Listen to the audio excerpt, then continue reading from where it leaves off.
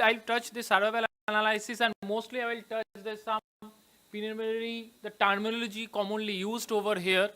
The reason behind that whenever you are, because since you are working in the oncology, quite often you see so many manuscripts, and you try to understand, learn those manuscripts, and try to bring your real life routine applications or the patient's care. So to reading the manuscript, it's quite often it's felt that you get stuck with this terminology and is used in the manuscript. So fundamental concept is the fundamental reason of this topic is that to get phenology, few things are there, few mathematical things are there, but I will try to overcome this. I will not touch all this mathematical thing. I will try to use this mostly the terminology over there. Yeah. So quite often we see that survival analysis and thus whatever the data structure is very much required to have the survival analysis.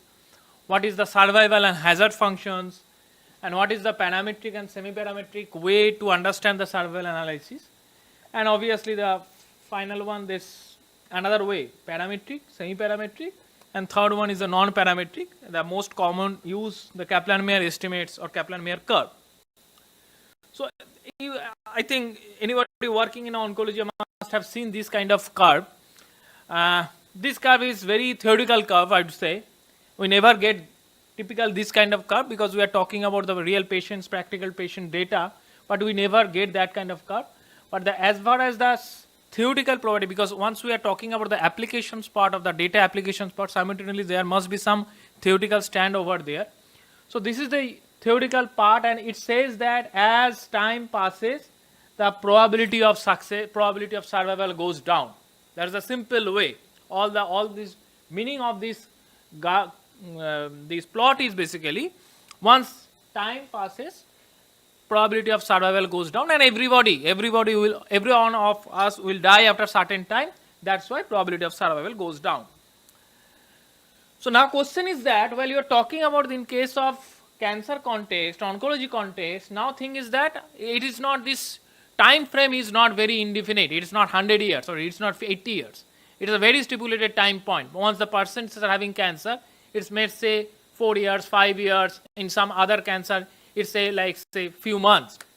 So while the time frame becomes very stringent, then the questions comes, then again, what is the probability of survival after 3 months, up to 3 months, up to 6 months?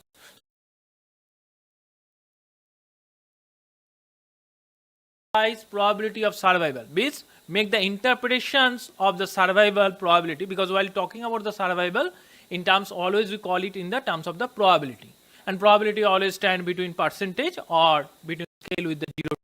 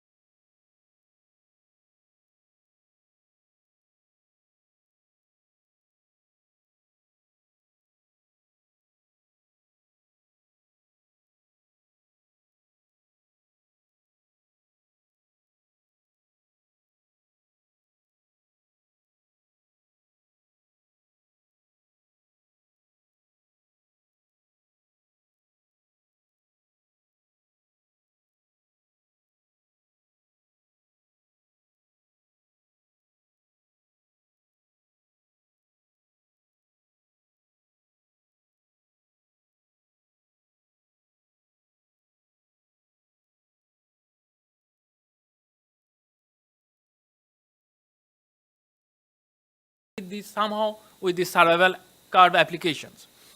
So now questions comes, very interesting questions come. So what is the probability or certain probability that if the person's that real application of the survival probability or survival analysis is that if new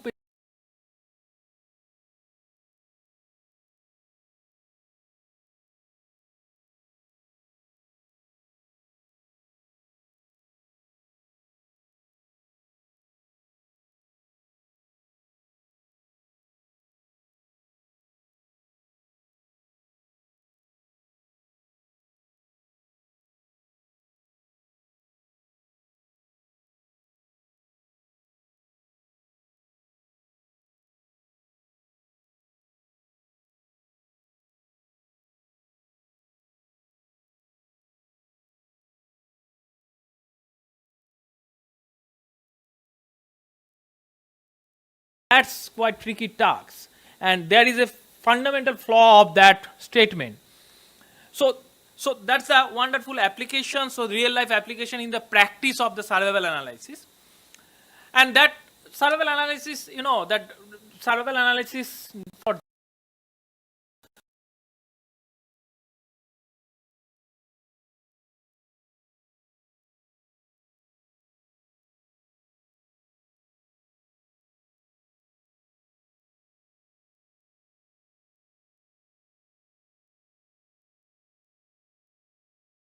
other status, you are going to X-ray, make the tumor size assumptions, value estimates, and simultaneously you are also will be having some event. Event means maybe relapse, progressions, and death. All these stuffs will be there.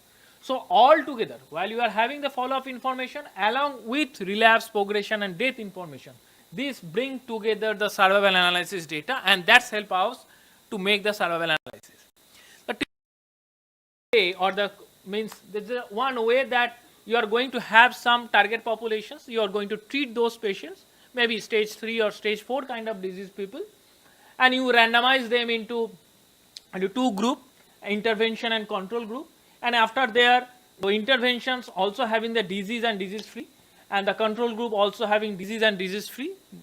Disease free means no relapse happen and okay, it was there. So some sort of things. Disease happen over the period means relapse happen over the period, and in the control group what is the scenario of relapse happen, this group, that we are going to compare.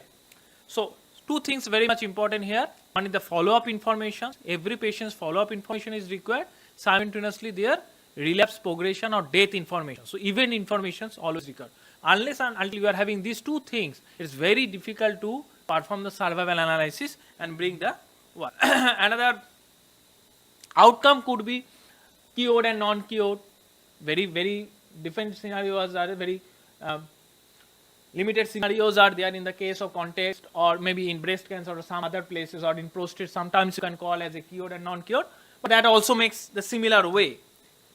And finally, while you are talking about overcome the progression or relapse, and these similarly we can call as a death and alive.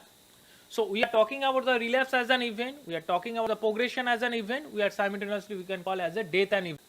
So thing is that similarly the survival analysis can be considered here also, performed here also. Survival analysis, commonly we call it survival analysis means death data analysis.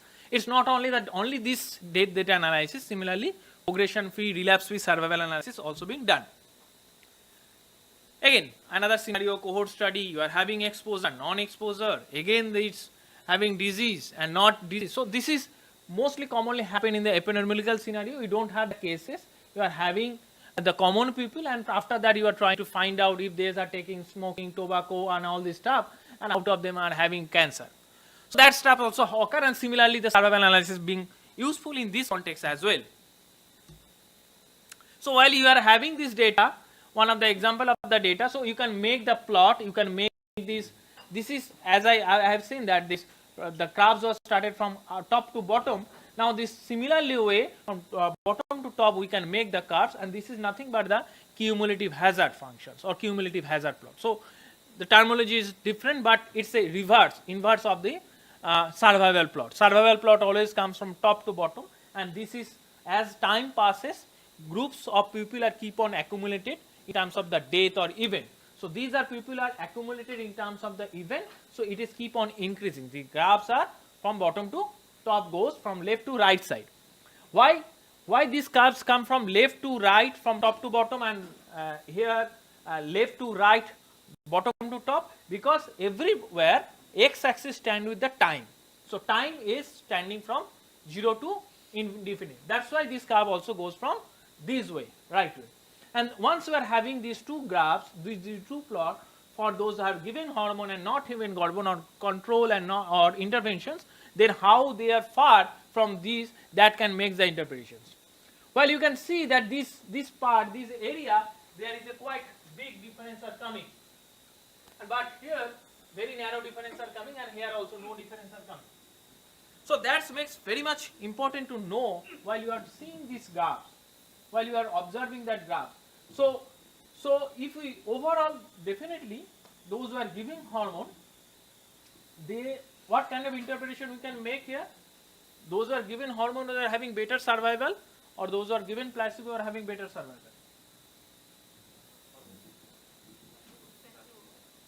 Placebo are having better survival.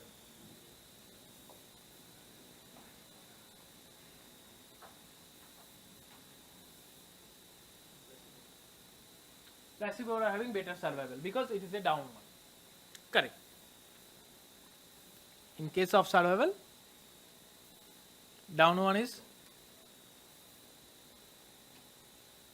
So talking about the incidence of coronary heart disease.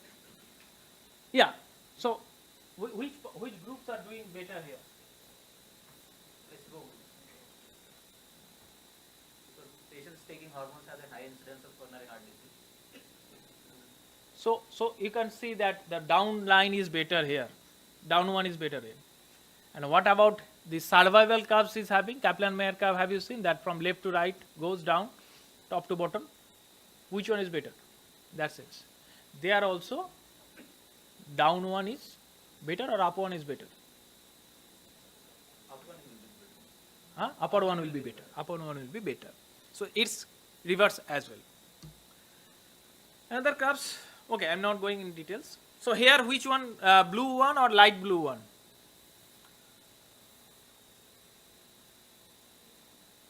Blue one.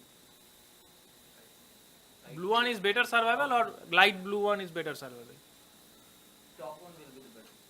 Top one is better survival. So that's the trick. Sometimes while we are talking about the cumulative hazard, so down one is better, but while you are talking about the conventional the survival, this is the Kaplan-Meier outcome. So then upper one is the better one. So just wait. So now objective of the survival analysis, estimate the time to event for a group of individuals, such as time until the second heart attack of a group of MI patients. So while you are talking about one thing is that while you are talking about the survival analysis, two parameters are very much important here, unless that we can't make any survival analysis. One thing is that event parameters, that death happen or not. If death not happen, then it is alive. So even as a parameter or column in your data set must be there. Secondly, that duration of event. If these patients don't have event, then they are they are alive. Their follow-up period should be there. And if they die, their death duration from the first date of the registrations or from first date of the clinical trial, they are considered up to their death should be considered. So that durations. So basically two things are very important, durations and event parameter. Both things are required to have the survival analysis. So once we are having that two things, then we compare the time to event between the two or more groups, such treated and placebo, and thereafter we in addition to that, in that not only this we are comparing the placebo and control, simultaneously we can bring other factor also while you are talking about the survival. So age is having above 60 years having better survival or not, male are having better survival or not. In addition to the treatment or placebo or control, we can consider other factor as well over there. So why we are going to consider the survival analysis? Why not compare mean time to event between two groups using a t-test or linear regressions? Because here this linear regression or t-test, because we can take mean duration of survival of placebo group and control group, or group 1 or treatment group 1 and treatment group 2, and we can say that mean things are different. But thing is that we can't make, because that ignores the censoring observations or time or each individual wise time to event observations. So that's why we can make the mean time to event comparison by t-test. Why not compare proportion of the event in groups using risk or odds ratio or logistic regressions? Reason is that we ignore the time also. Sometimes we may have seen that somewhere it is written that median durations of somewhere you will see the median duration of survival 2 years and 3 years, something like that. Or somewhere it is written 2 years survival rate is 40% and 3 years survival rate is, let's say again two groups are there and say 2 years here the survival rate is 40%, another 35%, something like that is the mention. That's also fine while you are talking about 2 years time point. They are talking about the proportion. proportion, but they are constrained with this time frame, 2 years that is mentioned. If they don't make it, that means they are ignoring the time point. Correct? So, censoring and time, both things are need to be considered while you are talking about the survival analysis. Censoring means also being supported by the event column, yes or no, death happen or alive, that is been taken care, also called as a censoring column, and the time durations column that is required. So, time to event, time entries study until the subject has a particular outcome, and censoring, it's a quite, it's quite tricky, because censoring we always try to avoid the censoring values in the data sets, but simultaneously we also think that the data should be represented of the alive. Means what happened in the data analysis, the patients are alive considered as censored by default. Patients are alive considered as censored. So while you are talking about analyzing the data, we expect that every pupil will be alive. That's the beauty of the success of any treatment, correct? So every patient should be alive, that we consider. But simultaneously, this alive, if the proportions of people are alive are more, then we are not going to compare the treatments. It's very, very difficult to make the compare the treatments. What happened? That's why while you are doing the analysis of the lung cancer, because lung cancers are having very minimal durations of follow, means people die quite earlier as compared to breast cancer. So studying lung cancer, it's quite easy, because you are having within 1 year, 2 year, 3 year, majority people will die because of the type of cancer it is there. But in case of breast cancer, in most cases, that never happened. So in that sense, it's quite difficult to do the breast cancer analysis and compare the treatment. And you have to wait a so long period, 8 to 10 year studies need to be there for breast cancer or the prostate cancer kind of thing. I'm talking in general, I'm not talking about a specific area of the breast, or I'm not talking about the triple negative and other things, but most general idea I'm talking. But in case of the lung, it's very easy, because within a stipulated time, majority of events happen and you can easily make the comparison.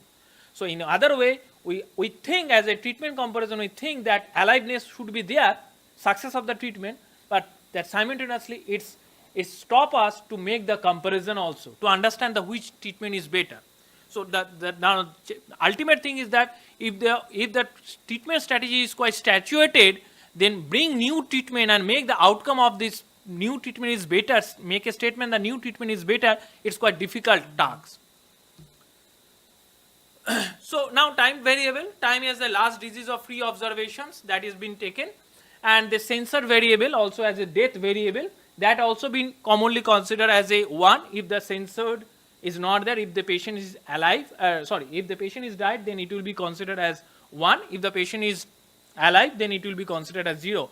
So sometimes I have seen that many of you enter the data and consider the death as 0, those are died, and death column, under the death column considered as 1, those are alive. It's completely wrong. So those are died should be given under the death column, should be given as 1, and those are alive, those should be given as 0. That's the ideal way to make the comparison. And then obviously the TI stand of the ith individual time point of the disease free observations. So another thing is that I'm not going more details about the right censoring and left censoring, but mostly whatever that data we commonly use in the cancer domain, it's all the right censoring. And now this is a scenario we get while we are talking about any prospective study, or any not only prospective study, retrospective study also. We quite often see that one patient came in the 1st October or 89, and then it is followed up to 90, and second patient came in somewhere between, and then it was followed. So life is like that, means it is a common way we get. It's not that every single day or the first day we are going to get the all patient data. Obviously patients are keep on coming in one day and another day, and they are also going out in different days. But this is the correct way to get the data. But once we are talking about the survival analysis, it adjust the entire data set and put all the starting point in the left side, and it makes justify the data, and after that it apply. So what happened? What does it mean? that while we are talking about the survival data, let's say we started from Jan 2021, one study. One patient came in February, second patient came in March, another patient came in May. Three patients came in February, March, and let's say May. 3 months, different 3 months, 3 patients came. Now, while you are doing the analysis, we will make the reference as a January 21 for all these 3 patients. However, they came in different time points. So, for the first patient came from February, and the patient went up to let's say July. So, for these 6 months, we will consider that patient should be shipped as a January 2021, and after that January 2021 to June 2000 rather than July 2021, we will consider it June 2021. It's only for the analysis purpose. So it's happened. What the reason for that? Once we are having a study, that gives us the opportunity to do inter-study. While you are talking or deriving any study plan, you have to segregate the inter-study plan into 2 parts. One part is as a accrual period, and another one is as a follow-up period. So what happened? The last patient comes to you is going to be followed for certain time point. So if your inter-study period is 5 years, then your study period need to be split into, let's say, 2 years as a accrual period and 3 years, let's say, as a follow-up period. So persons entered in the end of the last 2 years, that person is going to be followed for next 3 years. That opportunity you have to give. The last patient is recruited. So that's the way the follow-up studies should be prepared. I'm not going into all these descriptions, but mostly if we can, as I mentioned, that one of the thing of this data is that we have to try to understand the distribution of the data, how it looks like. That makes important, and the prior and posterior value we are talking. Here also, while you are talking about the survival distribution, how the data distribution looks like, that makes it very important. And if we can identify the data distributions, and thereafter we can make the formulation or analysis, then it is called parametric survival analysis. And there are different formations of the parametric distributions, and now if we can't make it, then it is called non-parametric distributions, and one of the non-parametric distribution is nothing that Kaplan-Meier estimator. Kaplan-Meier is also called the non-parametric estimator. Okay. So another terminology you must have seen, that cumulative survival terminology. Sometimes you have seen cumulative survival terminology is nothing. It is very simple concept. So up to, if we have a plot like that, and it's a quite survival analysis plot, and we take as a what is the probability of survival t greater than 20 years. So means those are, what is the chance? Those are entire people. If we started with 100 people are dying, so 100 people are dying up to 20 years. Up to 20 years, the rest people means after subtracting those people are died within 20 years, subtract them, and rest people are going to make in the probability, and that's the concept of the cumulative survival. As that time passes, cumulative survival value will decline or incline. It will decline. Correct. So hazard functions. Similarly, the hazard functions can also be plotted. Like as we see that cumulative hazard is that keep on adding that. Rather than keep on adding that, we can only simply plot the hazard value and we can make it. I'm not going all these details.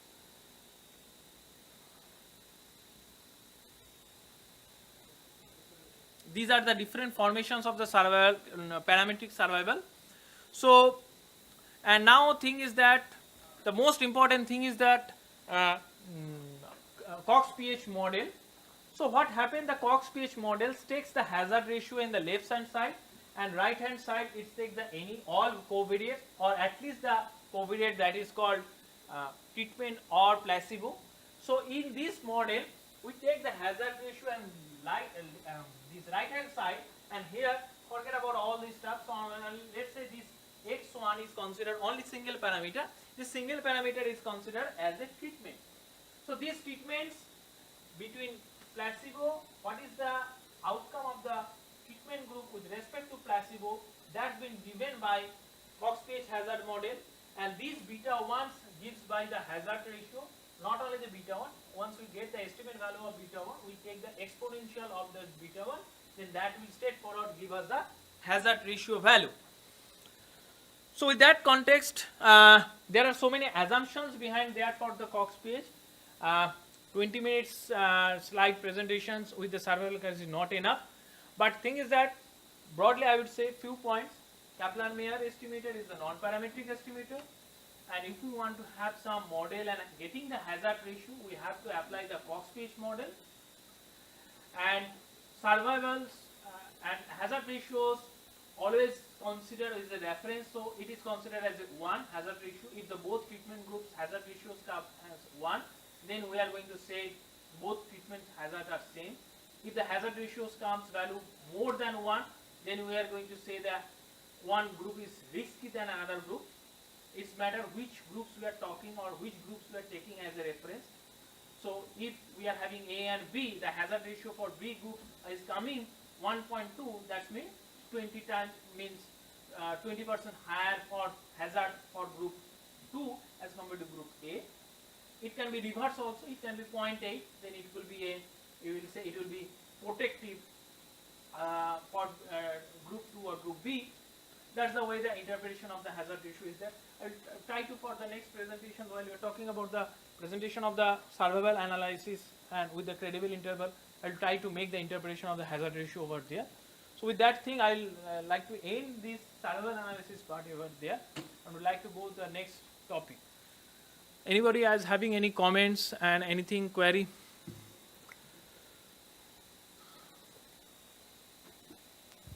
So any questions? Anyone has? काही online आले का रे? Okay.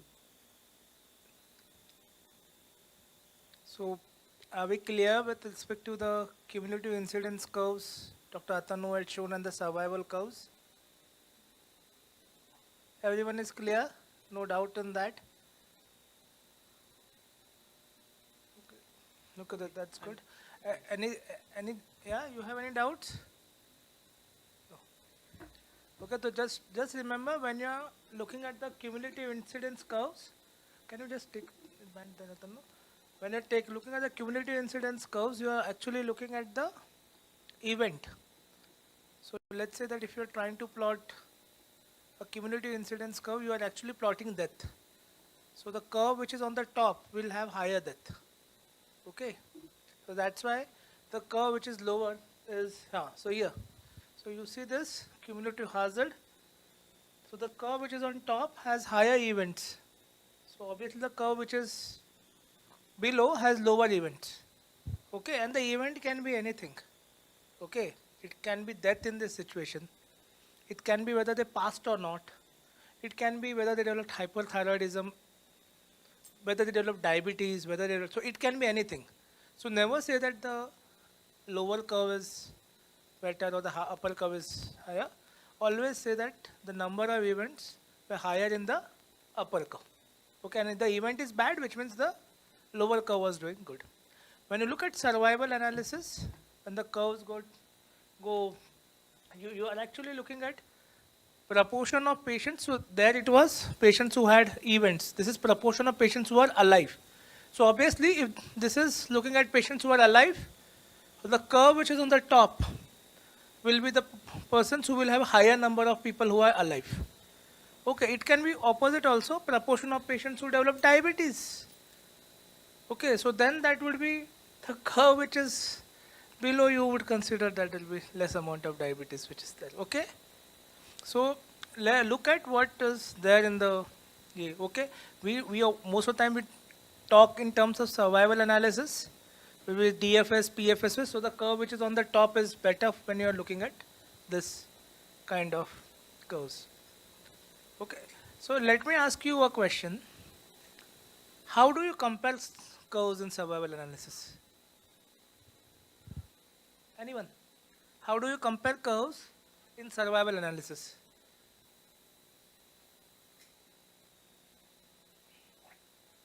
Specific time points we will assess how much percentage of the patients are. At specific time points, we will assess the two curves. How many, what percentage of the patients are alive or not, or what percentage of the patient has developed event or not. Okay. And what test will you use?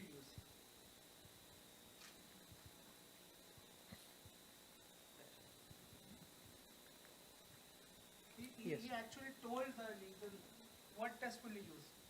So the question is, if you're comparing survival, and I'll take 1-2 minutes. Huh, only. please.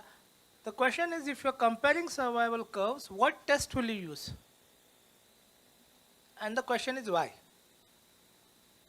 So, did you not think, why did we go with this so much efforts of plotting a curve, doing a Kaplan-Meier estimates? Why not just say at the end of 5 years, 60% were alive or 40% were alive, and use the chi-square kind of a test and do the analysis? Why was this survival analysis developed? Why not go ahead with, let's say that at the end of 5 years, 60% are alive in one arm, 40% are alive. Let's do a chi-square or a standard error of proportion test between them, proportion test, and get the answer. Why we had to develop log rank test or this Kaplan-Meier estimates? Or you could say that in this arm, 50 patients died by the end of 3 years, and this arm, 50% patients died by the end of 4 years, and use a t-test as you would use in other situations. Why did, in fact, Kaplan and Mayer were two separate statisticians who developed this parallelly and were asked to write this paper together. And this goes way back in 1950s. Why was this developed? Anyone? Yeah, sure. Yeah. Is that working? That should have been button there. Okay. Actually, they didn't take censoring in the in t-test or in chi-square test. The only Kaplan-Meier estimators, the survival functions, the Cox proportion hazard models only consider censoring in the analysis or in the outcomes. So that is a perfectly correct answer. So if, for example, you have 100 patients and all have died, there's not a single patient who was censored, you can very well use that test of chi-square to use.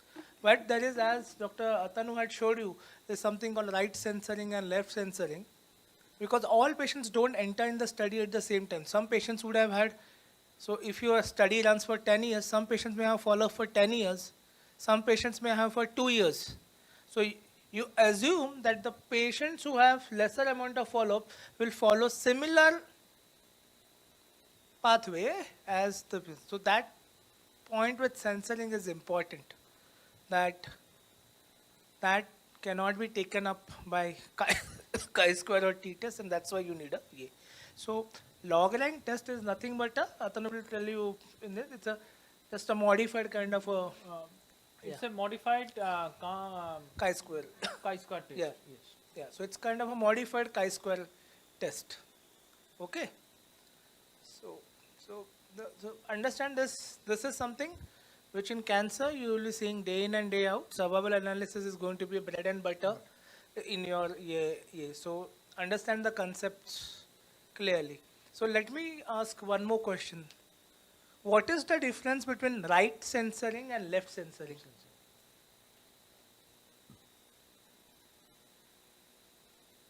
So, or let it be right or left. Tell me what are the different types of censoring you could have. Yeah? Okay, yeah, that's okay. You press the button and tell you, yeah. It could be lost to follow-up. Yes. Sometimes our study is on and the patient is coming to us and we don't know the history. So that type of case, in that type of case, we consider is a left censor because we don't know about the history of this person. So there is so many types of censoring. Then I said that right censoring when our follow-up time is completed and the patient is still alive. So it is a case of right censoring. We can say or maybe it could be happen like that. Sometimes patients come to me and it is going to follow up, and after some time he left the study. It could be a case of censoring. Okay, Because we don't have the yeah, data. so two things could happen. Let's say the study was for 10 years, your recruitment went for 8 years and follow-up was for 2 years. And patients who were enrolled in the 4th and 5th year have have not got an event. They were not lost to follow-up, then they didn't got an event. So they get censored. That's what we could call a good type of censoring, which means you are not lost your data. You know that this patient didn't have an event. Let's say that study went for 8 years and follow-up went for 2 years. There were some patients in the first year who came for 1 year and they're completely lost to follow-up. You don't know what happened to them. This is the other type of censoring. This is the type of censoring you should have minimum. If such kind of censoring in your database goes about 10 to 15%, then your estimates are going to get wrong. And that's what happens with retrospective analysis. If you don't get the exact telephonically or physically the exact data, whether the patient was alive or dead, and the phones don't get respond, and if this number balloons up to 20%, 30%, then the estimates which you get are unreliable. Okay? So the other type of censoring, where the patient has completed the follow-up, had not had an event, is a good type of censoring. This type of loss to follow-up, which gets censored, it's easy to say that loss to follow-up I will censor, but understand that if this loss to follow-up is a huge amount, it will have impact on your outcomes. So Okay. one scenario, another scenario I could say that real life scenario we commonly face that, see, patients were recruited in 2006 in TMH. Let's say we recruited in 2006. Patients was completely properly follow up to 2000, let's say 14. Now we are going to analyze the data. It's 2020 or 21, whatever it is. Let's say we don't have any information of that patients. We lost the patients, and since we don't know what is the current status of the patient, so we can't declare the patient is died. Unless you are having the death certificate, we can't declare them as died. But you know that whatever in 2006 or 14 the patient's condition was there, the patients can't be alive more than 2 years more. By 2016 or 17 the patient is died. You know, but you don't have the data. So in that sense, it makes very difficult what to do with this patient data. So you can't discard those patient data, because if you discard, your sample size will reduce, and if you increase, up to now you have to say something about that, because you know that up to 14 he was alive. So what you are going to take? Are you going to take up to 14, or you can say no, the patients were somehow, the patient's condition was so good, so we can take as 14, so we can take that 16 and 17. Where we will go? So that's the scenario comes with the censoring, but it can't be done with the statistical methodology. One thing is that to proper follow-up and way of follow-up, data management can modify it, rectify that scenario. But quite challenging. Atanu is trying to tell you is that no amount of stats can compensate if your data collection has been improper, or you have lost the patients. Follow. No, I would say that now one thing is that it's quite challenging. Yeah. But we took a projects on that. It's quite interesting projects. So by looking different scenario of those patients, we're trying to understand, update the censoring mechanism of these patients. That we are trying to. Statistical methodology we are developing now. So how can we update the censoring mechanism of the censoring status of the patient? That we are working on that. So, but it's a very new stage, a very infant stage. So I don't know, and that Dr. Bijay said that's correct. We don't have the mechanism Yeah. on that. So you cannot compensate for that at present. So it falls back to what you decided when you put it in a statistical plan, whether you would censor the patient, or let's say that if the situation was the patient was a palliative case, whether you would consider the patient death for that. So in fact, few statisticians would suggest you also is that in such cases, these patients, let's say that there are 8% of patients who don't have any information, you consider them as censored, since you assume that they were alive after that. You could also do the sensitivity analysis, assuming that that patient was dead, and see whether the results differ or not. If the results don't differ with this, then you are more or less sure that this data is not changing the way you are going to interpret your data. Okay. So Atanu, we can Okay. continue with the next. Next one, yes.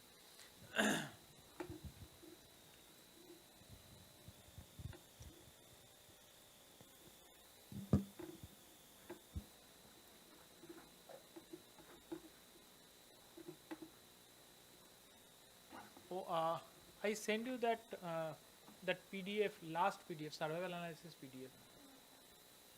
Sorry, that quality of life PDF.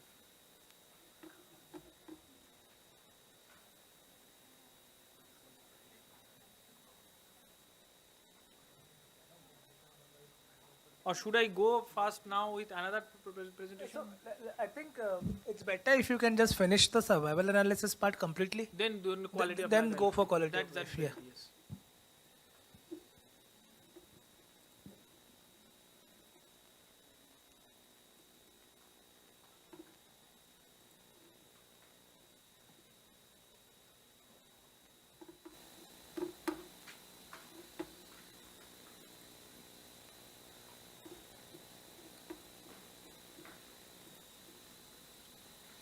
So here, thing is that, as I mentioned, that we are trying to make that the usage of this credible interval in survival analysis at least. So we are trying to make an attempt. It's a long process. I'm trying to basically fundamentally.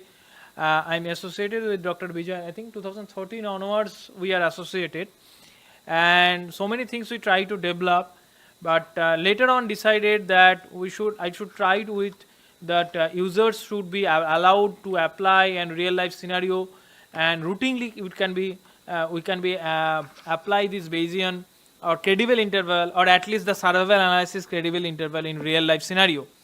So in that sense, this all topic, and we'll put, and one of the thing is that SPSS software is it's a proprietary software. SAS is also proprietary software, so we don't have the options to provide anything new over there. But wonderful software, it's a free software and most advanced software. I would say the R is the most advanced software. So it gives us the opportunity to develop something and make it user, and all over the world people can use that software and these functions that we created over there. So now, up to now, if we talk about this survival analysis using R, there is a very wonderful package is there, because in R we can't do any analysis without having any dedicated package. So in R we are having dedicated package called survival, widely used package. The survival analysis package, they are having some existing function like coxph, servxp, servdiff, servfit, and servreg. These are often people use it. Coxph, obviously the survival analysis help us, survival library or package help us to do the coxph model.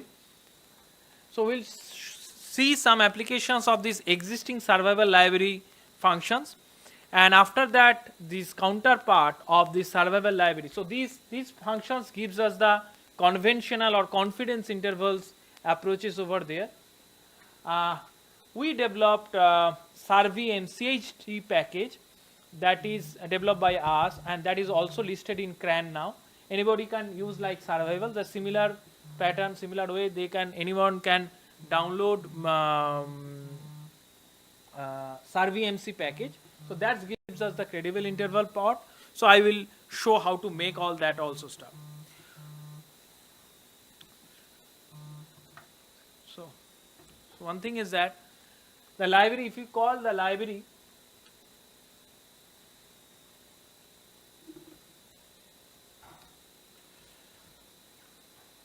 so if we call the library, so the library, if we call survival library, and let's say we are having this, we call it different variable. As I mentioned, that very important variable for survival analysis would be time observation. So let's say it is a 4 months, 3 months, 1 month, 1 month, 2 months, and 2 months and 3 months. So these are the basically the time point of these individuals or follow-up duration. So that's been defined as a time variable. And thereafter the status variable, that is the status variable, or we can define it as a death variable, and it gives us 1, 1, 1, 0 like that. So if we are having 6, 7 individuals and their corresponding death status is given as either 1 and 0. That's one of the fundamental things we always need to have this survival data. Further, we could take so many other parameters like X, like X could be like treatment, type of treatment, sex can be considered as male or female, as 0 and N we can consider. So once we are having that data, Atanu, one. So normally when you do for survival analysis, you would have entered your data in Excel sheet, or you would have entered the data in SPSS, and then you would take in R. What Atanu is actually showing you is an example of a data which he is putting in R. So like for example that 4, 3, 1, 1, those are time points of survival. Status 1 means either the event has happened or not. In stats, 1 means event has happened. And X can be any variable, and gender would be 0, 1, so either 1 or 0 would be male or female. So what he's trying to show you is that if you have to put a dummy data in R, that's the way you put a dummy data in R. Okay? Correct. Yeah, so if you already have a data which you need to analyze, you don't have to do that step. You can import that data inside R. Okay, so this is just an example for this where he's showing you how to put a dummy data in R.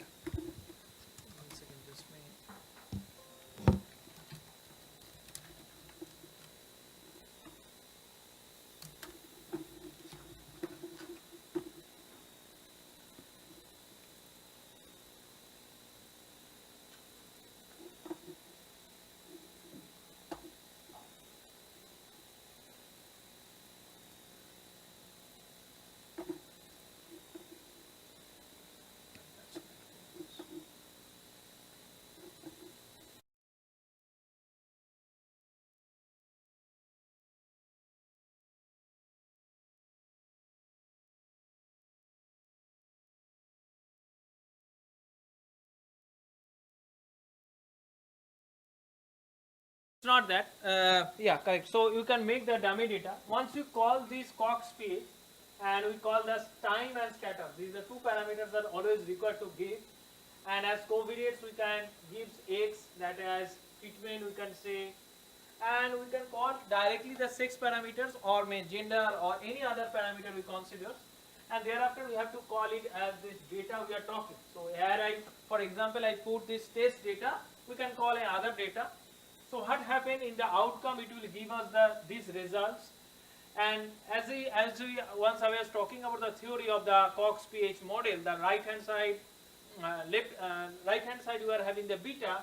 So the beta is nothing but the coefficient, and this exponential of coefficient is nothing but this hazard ratio, and this 2.23 is basically hazard ratio we are going to get, and corresponding p value we are going to get as here 0.329. So it says that treatment wise, X wise, there is not any significant difference are there. However, hazard ratio is quite large. Hazard ratio is quite large, 2.23. It's there, but still it is not significantly different. So this data says like that. And simultaneously, these results also give us the number of events is there. So if you see that earlier side one, it was having number of event was having 1, 2, 3, 4, 5. So similarly, it gives us number of event as 5, and n is given as 7. Same number, 7 number of people were there, so that's why n is given as 7. I made another PPT that presentation, but anyway, that was nicely done. So that one I mailed you anyway. So now what happened that this part, that survival analysis SERV EXP function is there. SERV EXP functions can also consider the similar way, and there we can consider the different factors over there. And SERV EXP, it will give us the result like that. It's basically going to give us the value of the summary, and if you can say with respect to different time point, how many people were at risk and how many people were, what is the probability of survival. So as we are talking about the survival analysis is the time dependent one with respect to time, how many people are alive or died, that gives. So similarly with respect to, let's say it is a half months, 1 month, 1.5 months, 2 months, like that, if the time is frame is life, in that how many people were at that risk, number at risk is gives, and as well as rest parts are given as the probability of survival. So as time passes, you can see it's keep on decline. This probability of survival decline. That is a common phenomena happen in case of that's whatsoever. Now in illustration 3, that the served diff function is there.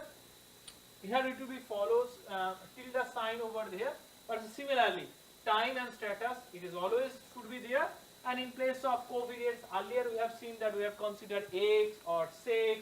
Here we can consider PET of Carnot or stata and call the data as lung. So that's would give us the outcome over there, and it gives us that while patient's Carnot number is 30, 40, 50, 60, and with corresponding that. So what is that distribution? So see, SARB-DIS is doing basically the log-rank kind of test, and log-rank test is nothing but the chi-square, one formation of the chi-square test. So here we are going to get the formation of the chi-square test and their corresponding value. And see, this is the chi-square. Chi-square is given here, and it says the chi-square says as a significance difference is there. That means while the Carnot value is keep on changing, there is a significance difference in terms of the outcome or death rate happen. So that's our gives over there. What happened?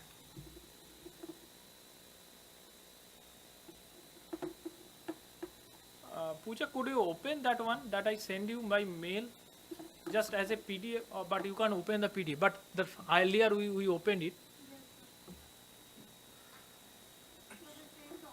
Yes.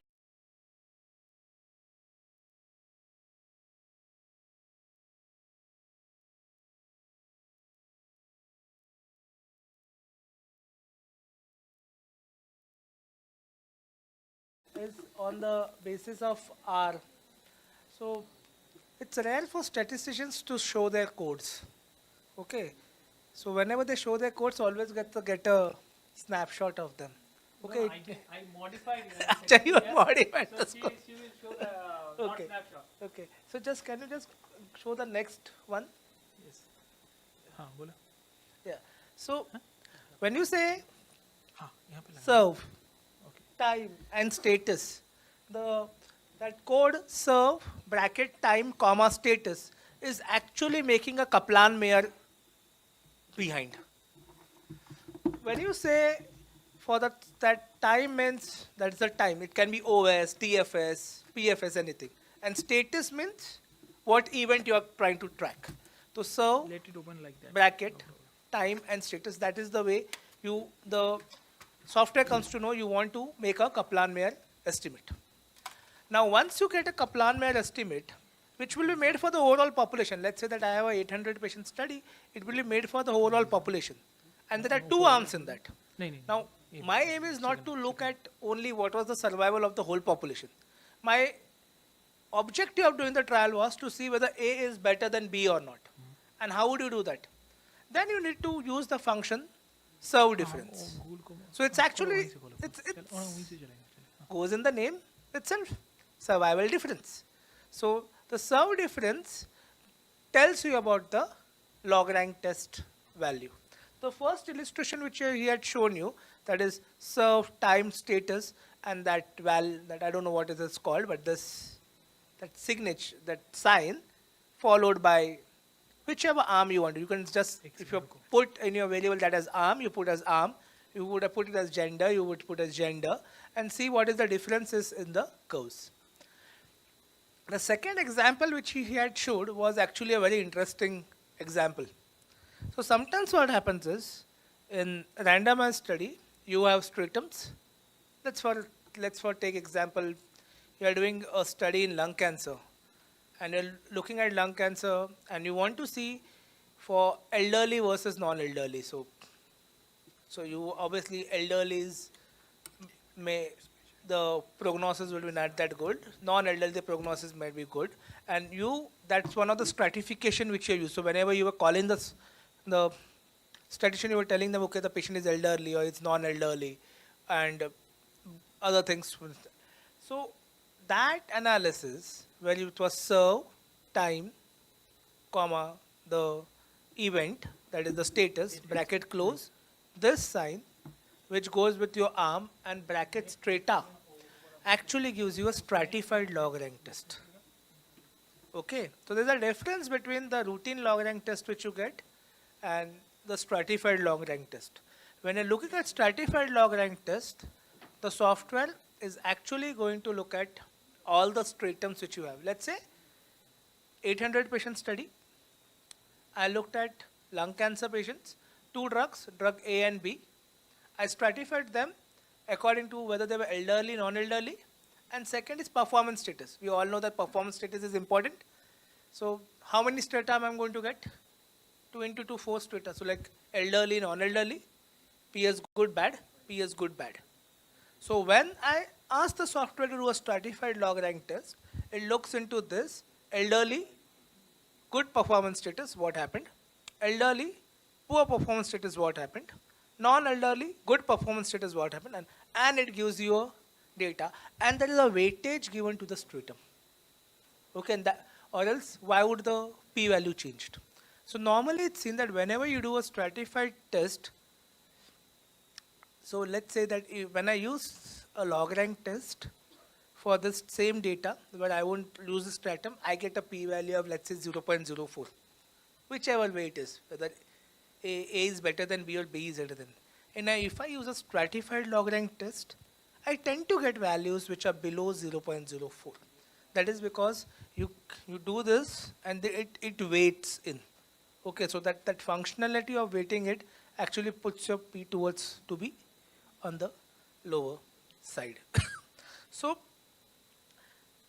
whenever you do, why do we do p-value? The idea of getting a log rank test is to look at the p-value, and the idea of looking at the p-value is just to decide whether these two curves are the same or they are different. Okay, so that's why what we are doing, whether the curves are the same or they are different. Now, we always take the p-value as 0.05 in phase 3 studies. Phase 2, it can be 0.05 or it can be 0.10 also. What are we trying to say when you are looking at these p-values? We are doing nothing, but we are actually going back to the first lecture which we took today. We are looking at the confidence intervals. So when we are trying to see that, so we are trying to see what are the chances that these two values which are getting, let's say the 2-year survival, which let's say in one arm it comes 40%, one arm it comes 50%. What are the chances that these two are of the same population? When you say that the p-value is 0.04, it would say that is less than 4% or less chance that these are from the same population, which means there is something different in the intervention which you did. Okay, so that, and what you are doing to get that p-value, if you go back and look at the back calculations, you are actually calculating the frequency, you are calculating their confidence intervals. So normally if you see good statistician, they won't even require the p-value to tell you that whether the curves are statistically significantly different or not. What they would do is they would plot the confidence intervals. If the confidence intervals of the plots are not mixing too much, then your p-value is going to get separated. So the funda again remains the same. Like for that example which you could for 60%, 50% and 40%, the confidence intervals should be separate. So the confidence intervals are separate, your p-value will remain as a significant. Just for the example, let's for the discussion till this gets sets in, why do you choose a p-value of 5%? Why not 10%? Why not 20%? Anyone? Why would you want to have a p-value of 5%? Come on, anyone, you can give me any answer. It's okay.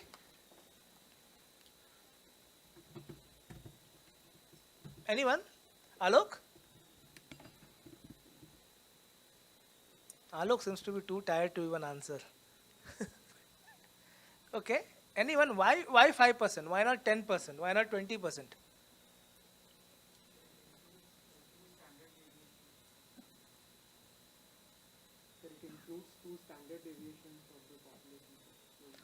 So what you're saying is okay. So I would ask the question in different way. Why you want to include 2 standard deviation? Why not 3 standard deviation, or why not 4 standard deviation? What's so sacrosanct about 5%? You should have thought, now everything in statistics is 5%, 5%, 5%, 5%. What is that sacrosanct about 5%? Yes.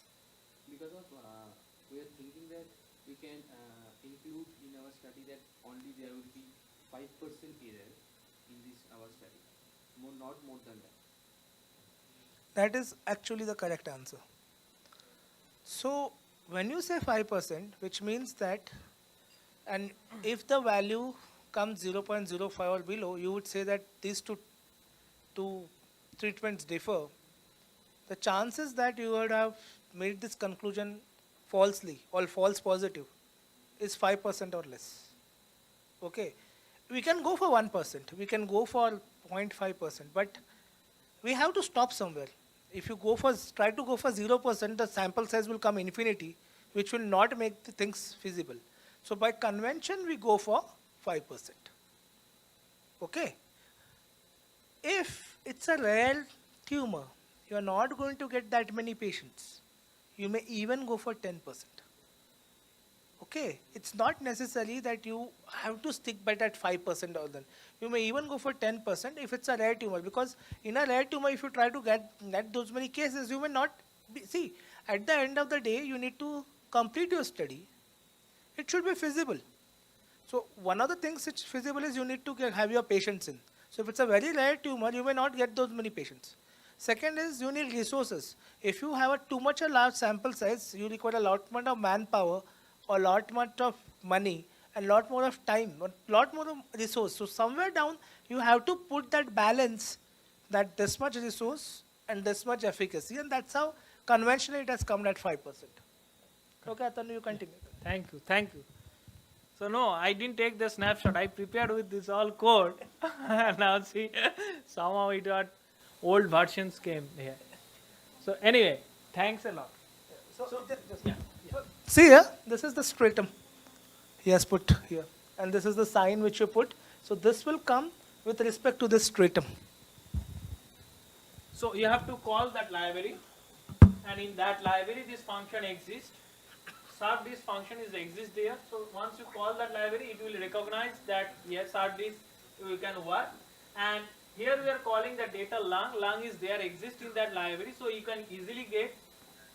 One thing is that if you can see that lung, you write that lung, you will understand how the survival data is supposed to look like. So you will get understand. So you can prepare the data in accordingly in your real life data collection. So after that, the served time, status is there, and for tilde sign, and after that is all COVID rates and status is considered. Stota is basically institute is considered. So institute wise the variations coming or not, that can be observed over there. And after that again data is equal to lung is required to call over there. So ultimately the values we will get, and obviously the chi-square value as I say, and the p-value we will get, and we will say that the difference exists. Now illustrations 4. So illustrations 4, we must always attractive to understand the curves over there. This is the very simple curves over there. There are other library called SARB minor that gives a very attractive function, but for the simplicity, I gave this only the survival curves, and this is the middle line is basically nothing that enter the survival curves. As we mentioned that in the confidence interval also, always we get the lower confidence interval and upper confidence interval. For every time point we are having the survival function, survival value, as well as if we add the standard deviations to 1.96 with standard deviation, we will get the upper confidence interval. If we subtract it, we will get the lower confidence interval, and all these two lines, this upper line and lower line is nothing but upper confidence interval and lower confidence interval line, and along with that these survival curves will come, and for that we have to call this function called Cox-Page. Cox-Page would give us the Cox-Page model, Cox-Page outcomes, and thereafter we will get the answer. The fifth illustration with the served diff. Again, served diff will give us this outcome, and as well as it will give us, this is the Cox-Page functions, and that will give us the outcome. So Cox-Page value with, again, with hazard ratio, as I mentioned, exponential of coefficient. This term we need to consider as a hazard ratio, and corresponding p-value we can consider over there, and it says that there is a significance difference over there. So up to now, we are having this conventional survival analysis, library survival, and now, as I mentioned, that we will see that credible intervals and particularly the survival analysis. The Survey MCHD is our developed package. It is also listed in R.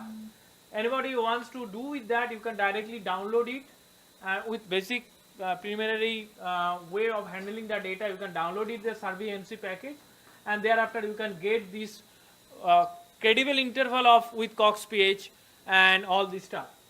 So there are some dedicated functions are there, like we have seen the survival library is there, Survey XC-MC is there, Survey MC is there, Survey Multi, Survey Weibull MC is there, and other stuff with the failty DM, failed DPM, failty and failty. So these are dedicated with the failty data analysis. I am not going into details, it will be entirely a different topic. So, but we will try to concentrate on this one. So as we see, the survival analysis, survival data can follows the parametric distribution, and one of the parametric distribution, as we say, the parametric distribution either as exponential distributions or Weibull distribution. These are the two well-known distributions of parametric distribution for survival data. So Survey EXE stand with these exponential distributions if your data is following the exponential, and Survey Weibull stand for if your data is following the Weibull distribution. So these two functions are dedicated for the parametric distributions formations, and these will give us the outcome with the credible interval. And Survey MC is a wonderful, it's an alternative of the Cox-Page functions that we are available in library survival that gives the confidence interval. It will give us the credible interval. And Survey MC multi, it will consider the multivariate context. It will not only in Cox-Page, as you have seen, Cox-Page is considered, Cox-Page here we can consider the Cox-Page as a single factor, as age is considered as single covariance. In addition to that, if you want to do the multivariate Cox-Page, age plus gender plus let's say this prognostic status, stage of the disease, tumor size, all these factors if you want to consider, then you have to directly add all this stuff as add as a multivariate context. But the SARV multi-MC will help us to go this multivariate context with credible interval. So I'll go in this one by one example. So as we have seen that the library survival gives us the, we have to call the variable, each and every variable we have to write. Like we have to say as a sex, then age, every time you have to write, but here you don't need to write everything. Just you call your data. Here we are also given one example with the MC SARV data. You can call that MC SARV data, and if you call the Survey MC package and then the MC SARV data, if you call, after that we will see the one example data. And in example data, we call it M is equal to 4 to 8. What does it mean? The fourth column is going to consider, and it is going up to 8th column. So if you want to go to your entire data set, you don't need to have first age, then write gender, then write prognostic status, then everything you don't need to. You just call, you ask your data set, call the data set, and say from 8th number column to 80th number column we are going to call. It's just or 4th number column to 8th column we are going to call. So one by one column will be called it, and simultaneously as we have seen that time is given. So here OS is given. So in that sense we can call at OS or time or duration variable over there. Simultaneously we can call the event variable over here as an event. Now three stuffs are there that gives us the opportunity to the MCMC. MCMC is one of the backbone to get the credible interval. So it's up to you, your choice. You want to have the more and more robust analysis, more and more robust outcome. So it can increase this value from 2 to 20, 20 to 200, and 200 to 2000 you can make. Similarly, adaptive also you can increase from 100 to 1000 to 10,000, and iterations from 1000 to 10,000 to 1 lakh. what will happen? It will generate the so many number of generation of the value from the data, and it will make the concrete data distribution. But one of the limitation of that, you can't make so many value, then analysis step will take time. So maybe 2 to 3 minutes, 5 minutes may take. If you give in place of 1,000, if you get 10,000, 3 minutes to 4 minutes time may be occupied to get the answer. So that's why it is a very, so to get the answer we put the very minimal value, at least you can get the answer. So once you call this single line, so it will give us the credible interval, and these posterior mean values we are going to get here. So since we call 4th number column to 8th number column, that means we are having 5 columns, and this in this data, MC sub data, we call them as x1, x2, x3, x4, x5. So corresponding to them, their posterior estimates are going to come here. So posterior estimates of hazard ratio, nothing that. So posterior estimates of hazard ratio 0.65, 0.93, 0.56, 1.00 and 4.6. These are going to come. And as I mentioned that we are also going to get the highest posterior density value. So we don't need to worry which one, because while we were talking about the theory, we said that so many credible interval would come, and the minimal one we need to consider. By default, this function will give us the minimal value. So minimum highest posterior density value will range between from 0.49. So that is what 2.5% credible interval value, 0.49 up to 97.5% will go. So this is going to give 0.85. Below range, below this thing, 50% and 75% credible interval value we can consider, but it is not required. So from 2.5 to 97.5. So entire range is also 95%. 97.5 subtract 2.5, it will be 95%. So 95% credible interval we are also going to get, like we get the 95% confidence interval, but not only this credible interval, this is the highest posterior density. The narrowest one would come by this way. So for example, interpretation would be like same. So point for the, if we talk about the factor called x, the example factor x is considered, x, if x is increased, hazard ratio is going to be decreased, means people are having, if the individual's x value is increased, their chances of death is quite low, and that's why the 0.65 is going to come, and as well as they are corresponding to 2.5%, that is 0.49 to 85, so it is also below 1. So if it is a below 1, then we are going to say it's a really difference value. So it's a really difference value, and the x is simultaneously for x2 we can see, but you will see x2 value cross the 1 value. Hazard ratio 1.07 comes for x2, higher value, higher range for 97.5. So we can say it's not very different. If you increase the individual's x2 value, that is not going to be highly large. A hazard ratio is not going to be very large or significantly large. In that sense, we can make the statement. So this is the one of the illustration of the survey MC functions over there. Simultaneously, the serve MC multi-functions we are having. So these also consider, you can call as a variant, var1 as a, you can call x1. If you don't want that, we should not having the second variable, only one variable or 3 variable would be there. So we can make it as a variable, var2 as a null, followed by x3, x2 and x4 you can put, or all this rest part also we can put as a null. So if you put as a null, it will be nothing but it will become as a outcome that we are getting in the survey MC.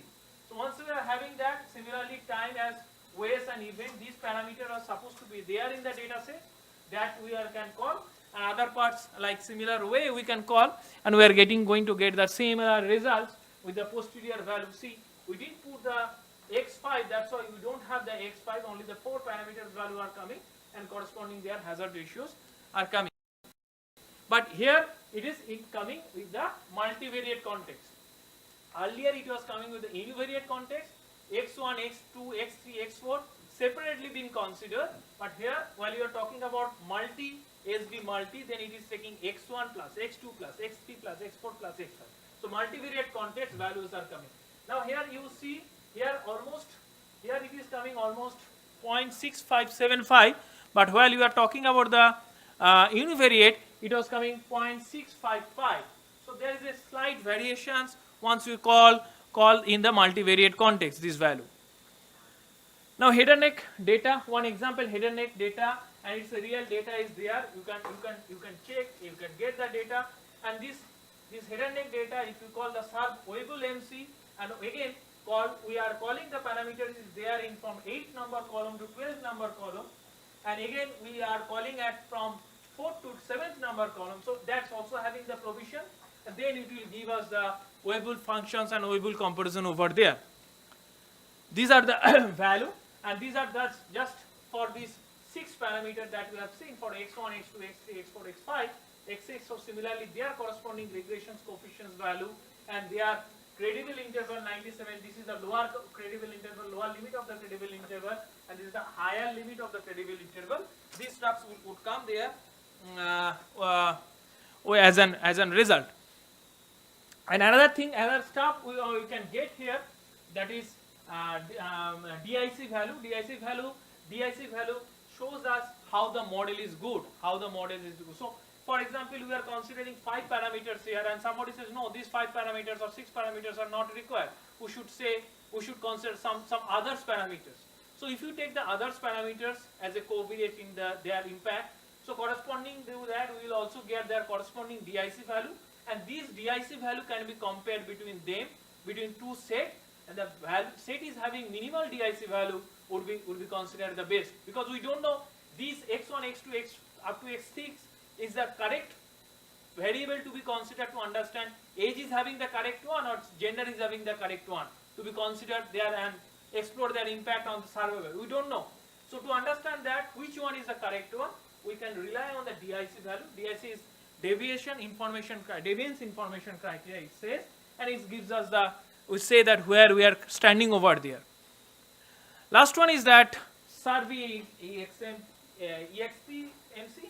So these one considered the survival data is following the exponential distributions, and corresponding to that we will get, again we are having the provision of these different column called different columns, and their outcome we can get here.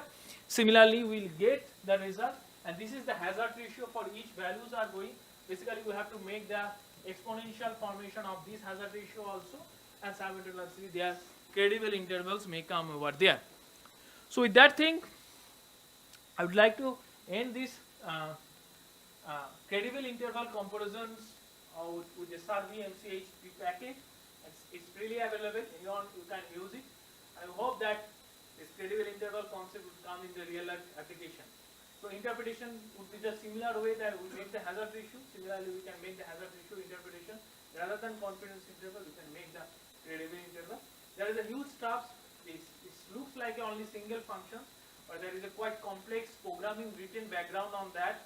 So it's taken all the Bayesian stuff, conditional probability over there, and after that the prior distributions, value formations, posterior distributions formations, every stuff's been taken care in the background. It looks so simple because they're only single line functions, but in background so many things have been done over there. So with that, I'd like to, if you are having any query, comment, please tell me. Then I can address those stuff.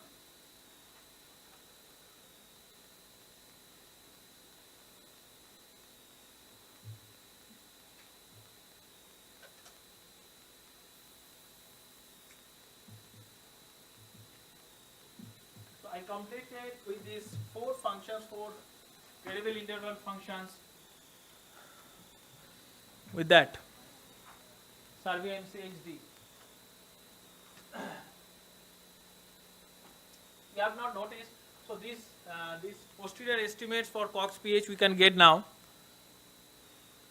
So if you put this survey MC and you call that function called 4th number column to 8th number column, you call the data set and just call the covariates number.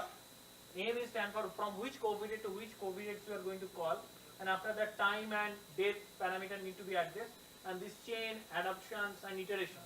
So if you call it, it will make the MCMC over there, and ultimately we are going to get the credible interval. These are the posterior estimates of the hazard ratio you are going to get by survey MC package functions.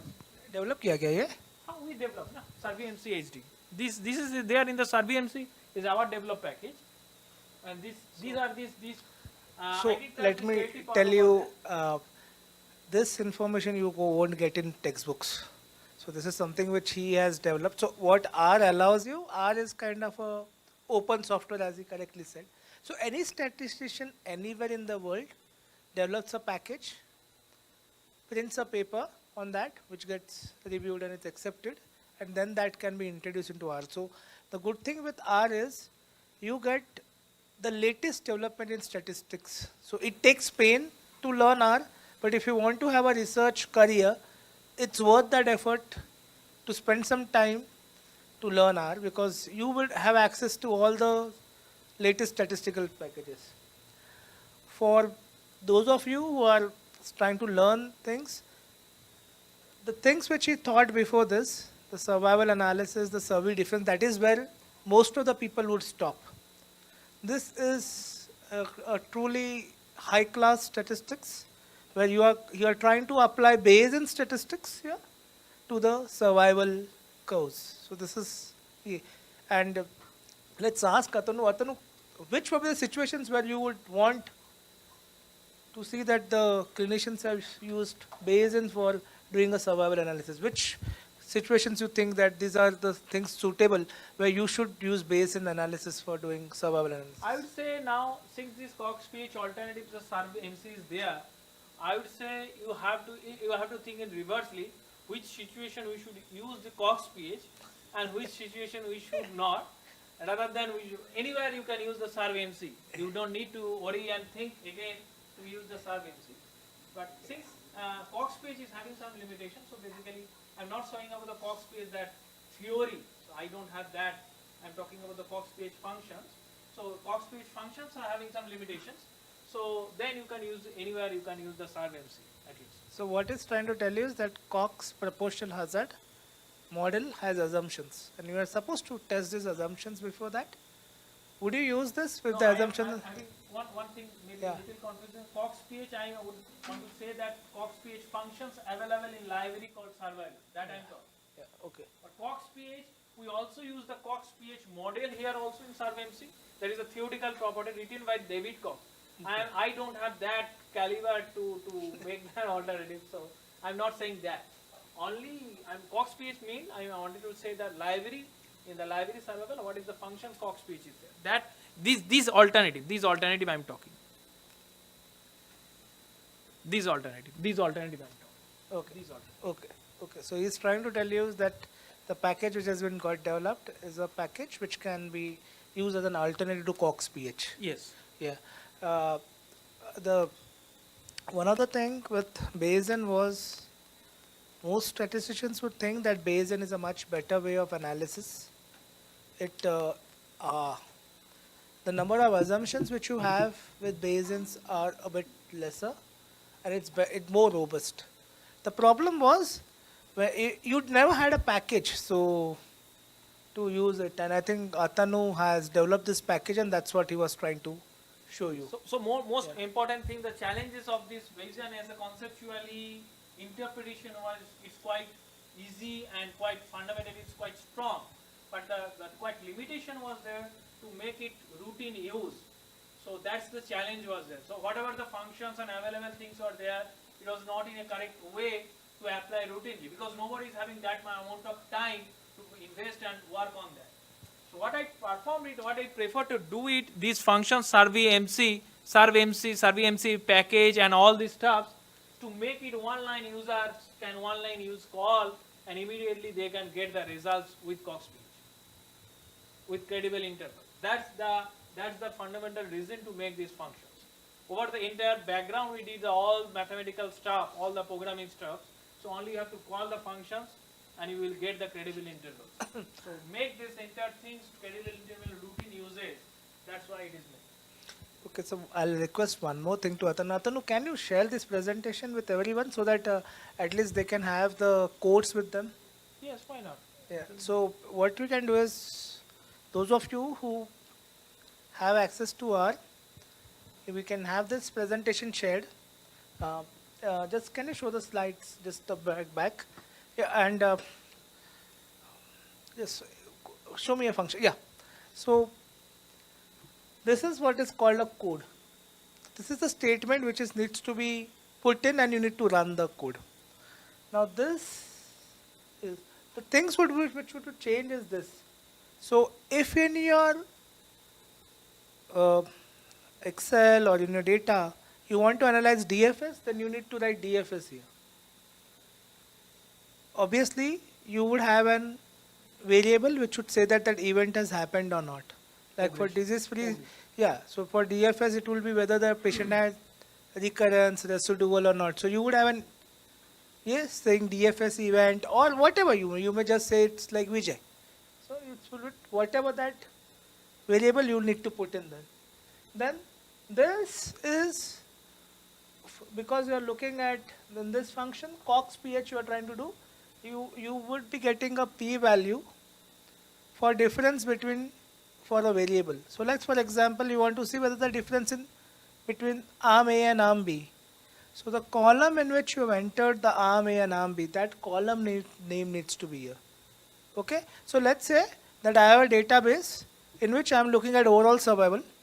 In overall survival, I have the time which I have calculated, subtract the date of death and date of randomization. I have death as a event saying 1010, where 1 stands for death, 0.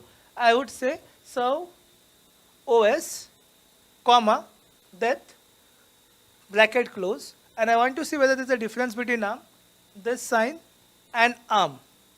And again, normally when we do analysis, we have only one data, whichever analysis which we are doing. Statisticians, when they do analysis, they have 10 data. They will be having 5 or 10 appointments. So they also identify the data sets which needs to be used for this function. So like for the data set I am using, let's say that I have said is of my, let's say of, say a reverse swing study. So I would write data reverse swing study, bracket close. Okay. And what is this data equal to? This is the name of the Excel which you imported inside. So if that Excel you have stored as say test 1 or test 1, 2, 3, 4, then you need to write data equal to test 1, 2, 3. So this is the single liner code which will allow you to do a Cox regression analysis. Okay? And so just putting, look, let's run the example again. We are looking at OS. So in my data sheet, let's say that my data I have stored as test. So data will be test. I have a variable called OS in which the time to death has been entered. I have a variable where I have said title is death, 1010. So OS, death. I want to see the difference between the two arms, and that column I have said as arm, and I would run this here and I will get this output. Now how do you interpret this output?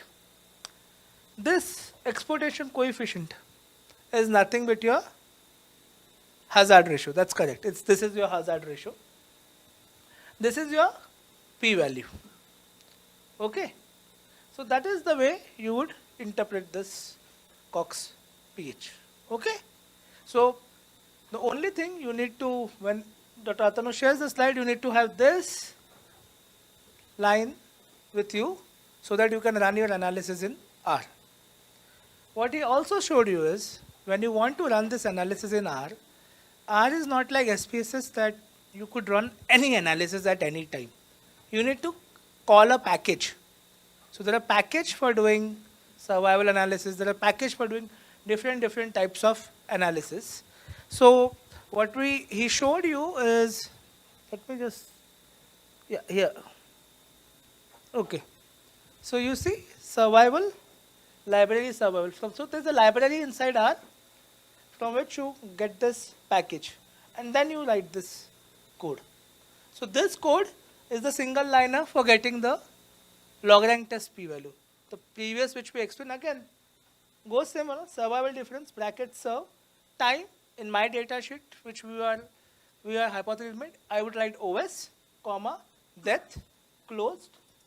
This will be arm. If strata I have put, then if I have to enter the strata, then in my database I need to enter the strata. Okay, if you have not entered your strata in your data, you cannot use this code. Okay, so I have to enter the data strata. Data will be test 1, 2, 3, 4, the whichever Excel, and you run this, you get the Kaplan-Meier, the survival difference, and the stratified p-value along with that. So once he shares it, this is the things which you'll copy and keep with you, or can modify the score. Let me tell you, it's painful to make this code yourself. It took me 2 months because he didn't share his codes with me initially to make this code on my own, learning from YouTube and reading multiple textbooks on R. It was worth the effort, but don't do that. Get this code and use them. Yeah, okay. And now this thing at least, इसको भी एक बार बता दो. So, okay. So this I don't know, and that's the reason why he's trying to tease me, because this is a new code which he has made, and I have never used it. I saw this for the first time. So here you don't need to fake all this gender or arm, all these things. As I mentioned, you just call the column number. Open the file, see which column number to which column number you want to call. Just call this column number. And again, time as always you have to mention date. And this stuff you can rest, chain, adapt, and iterations. You can leave it like this similar way. And then again, data is equal to lung, we have seen. Here we can call your own data or NCS of data. And then you will get the results that we have discussed. And here we are going to get the credible interval, posterior estimates of the credible interval, and 2.5 to 97.5. So this is the 95% credible intervals, and we are going to get for all these factors. So if this is for univariate context, and this is for multivariate context. So multivariate context, we can call 5 parameters over here, and obviously then we will get this multivariate context, whatever their corresponding hazard ratio, like that. Okay. So How do you interpret those things, Atanu? And how would you say that variable x1 and x3 has an impact over the outcome? similar way we make. So this is the hazard ratio we are talking, posterior estimates of the hazard ratio, posterior estimate. So again, HR is going to come, and if it is a 0.65, so obviously it is lesser than 1, so it is a quite protective. This one is also protective, this one is also protective, but it is not significantly protective. So you look only at the posterior means, or you also look Yeah, at the posterior confidence and as well as intervals, the whether they cross 1 or not? Yes, so credible interval like here, credible interval 0.98 to 1.01. Okay, so So that these one. are the byproduct, these three stuffs are coming, you can ignore it. So 2.5 to 97.5. So that range is given as the 95% credible interval. So here we can consider 0.98, and here it is, since it is crossed 1.01, so it is not significantly different. So credible interval in this is- example, only the variable x1 is significantly impacting, because the Yes. interval is from 0.4586 to 0.87. For rest all them, this 97.5% confidence is crossing the unity. So you would consider that x3, x2, x4 are not impacting significantly, but x1 is impacting. That's correct? Correct. Because it is always from 2.5 to 97.5 is below 1, and rest of them are crossing 1. That's why. That's the reason. So with that, I would like to go to the last presentation on the quality of life one. It's already late. Do you want the quality of life? You have the energy for that? Or we call it a day? I'll ask him to record it separately and put a link. It's up to you, the way you want.